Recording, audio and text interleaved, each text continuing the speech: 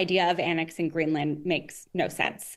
But from all of the public reporting we've seen about this framework, it doesn't seem like we're getting anything that we wouldn't have already gotten from the existing treaties that we have in place with Denmark.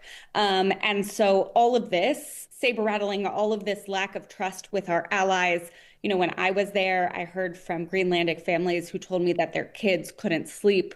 We've seen world leaders start to call out how they no longer trust the United States as an ally. We saw the biggest protest in Danish history against the United States while I was there. All of that appears to be so that we could get something that we already would be able to get under the existing frameworks. And this is classic Trump, right? He sets the fire and then he claims to put it out and wants to get credit for it. Yeah.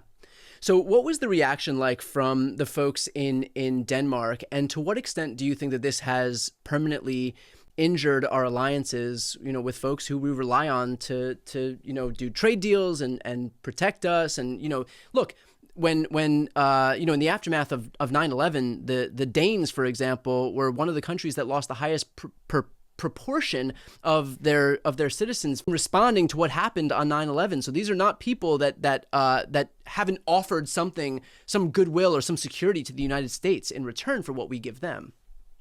Yeah, I'll be honest. In talking with our Danish and Greenlandic counterparts, they were kind of baffled. They kept saying that they asked the United States, like, what more do you want in Arctic security? What more do you want economically? Like, we are ready to give it to you. Just tell us what you want.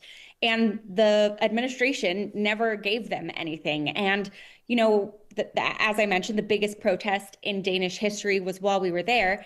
And there was polling that showed that prior to all of this, 80% of Danes thought that the United States was an important ally.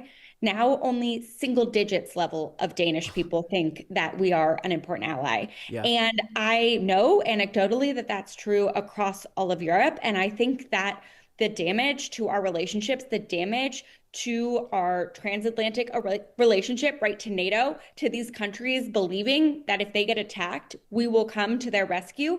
I think that has been completely eroded.